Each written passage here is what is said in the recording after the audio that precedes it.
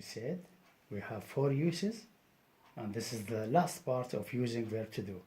4 uses: main verb, helping verb, emphasis, and the last use, the 4th use, we call it code.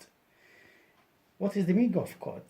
To avoid repetition, to replace the verb and verb phrase, we use code.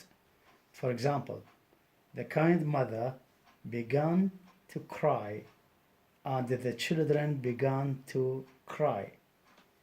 If I make it to avoid repetition of this sentence, especially the second part of the sentence, we use what we call it code. The kind mother began to cry. Since both sides began to cry, no need to repeat the second action.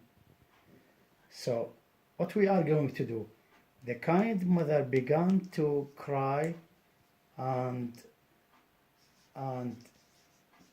so did replace what? Replace verb and verb phrase. The second one, we replace verb and verb phrase. As we said, to avoid repetition, the kind mother began to cry, and so did the children. And so did what? Began to cry.